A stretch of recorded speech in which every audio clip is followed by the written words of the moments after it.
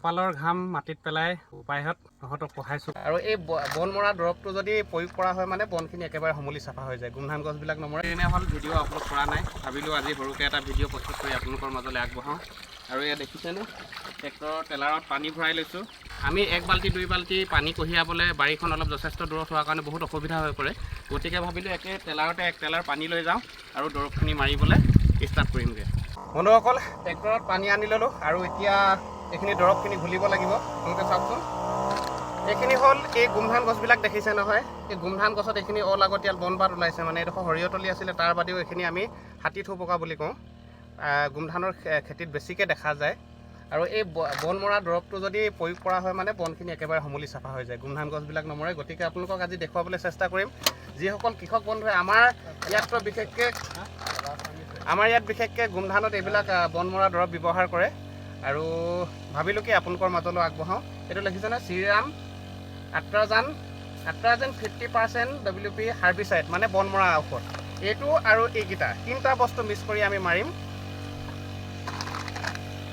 পানী লৈ ল'লোঁ। ইয়াত পানী নিৰ্দিষ্ট 8 গিলাচ খালে মানে কি হ'ব, 1 গিলাচ খালে 1 গিলাচ যদি ইয়াৰ পৰা অমনাকৈ কেনেবাকৈ খোৱা হয়, অলপ মানে 0.5% ওপৰলৈ যোৱাৰ সম্ভাৱনা থাকে, 50%। আৰু এইখিনি চাওকচোন, আধা কেজিয়া পেকেট এইটো,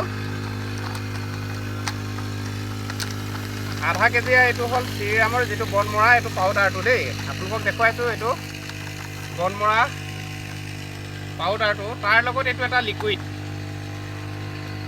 একে শ্ৰীৰামৰ ছাতিৰ বুলি কয় হাৰ্বিচাইড। ইয়াত মানে আচলতে বন মৰা ঔষধটো যদি আমি প্ৰয়োগ কৰোঁ, কি হয়, বন মৰাখিনি মৰা বাদেও গছবিলাকক সেউজীয়া কৰি আনে। এইটো হ'ল এইটো লিকুইড, এইটো দেখাই দিছোঁ, শুকাই ওচৰলৈ দেখাই দিয়ক। এইটো লিকুইড ঢালি দিলোঁ। আৰু এটা আছে, একে 3টা বস্তু মিলাই প্ৰয়োগ কৰা হয় গোমধানৰ খেতিৰ পথাৰত। বিশেষকৈ কৃষকৰ উপায় নাই, কপালৰ ঘাম কেতিয়াবা মুচিব লগা হয়। অলপ দৰৱ আছিলে এক্সট্ৰাকৈ, সেইখিনি গুলি মৰা হৈছে। এতিয়া এইখিনি দৰৱ প্ৰিপেৰেশ্যন কৰি আছোঁ বাৰু।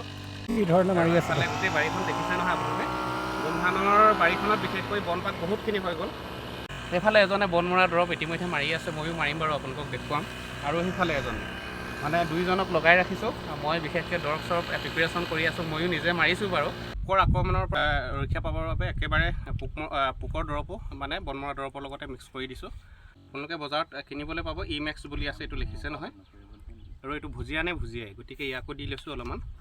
এইটো মেচিনতে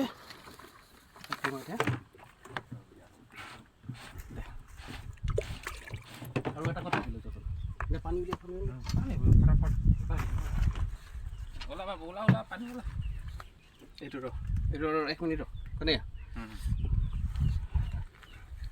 বন্ধুসকল। আৰু ইফালে এইটো দেখিছে নহয় দৰৱ, 1 গিলাচ দি দিলোঁ।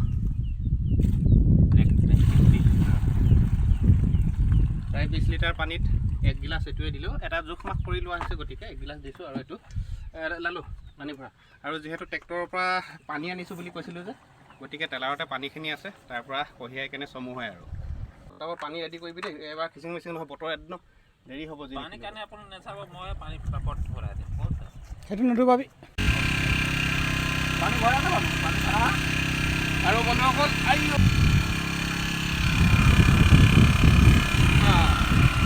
বন্ধুসকল দেখিছে কিমান কষ্ট কৰিব লগা হয়।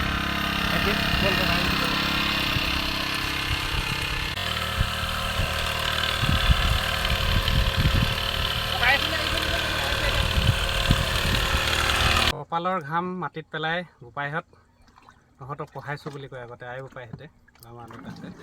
আচলতে এয়াই প্ৰতিকূল বতৰৰ বাবে আগতীয়াকৈ মাৰিব লগা দৰৱখিনি অলপ লেট হ'লগৈ বাৰু। এতিয়া আজি লাগি আছোঁ, আৰু 2 দিন মাৰিলে শেষ হ'বগৈ। কৃষক অবিহনে এখন দেশৰ আৰ্থসামাজিক উন্নয়ন নহয় বুলি কয়। আৰু বহুতো নৱপ্ৰজন্ম কৃষিৰ প্ৰতি আগ্ৰহী হৈছে, খুব ভাল লাগিছে। উঠি অহা চামে যদি কৃষিৰ প্ৰতি আমি আগ্ৰহী হওঁ, তেতিয়াহে আমাৰ দেশখনো বা নিজৰ ঠাইখনৰ লগতে দেশখনৰো উন্নতি হ'ব। আজি এই দৰৱ মৰাৰ ভিডিঅ' এটা প্ৰস্তুত কৰি আপোনালোকৰ মাজলৈ আগবঢ়ালোঁ। আৰু ভিডিঅ'টো চাই আপোনালোকে কেনে পালে জনাবলৈ নাপাহৰিব। অন্য এটা ভিডিঅ'ত পুনৰ লগ পাম। সকলোৰে দিনবোৰ শুভ হওক, মংগলময় হওক, তাৰে কামনা কৰিলোঁ। আৰু আজিৰ ভিডিঅ'টো ইমানতে সামৰণি মাৰিলোঁ। ধন্যবাদ।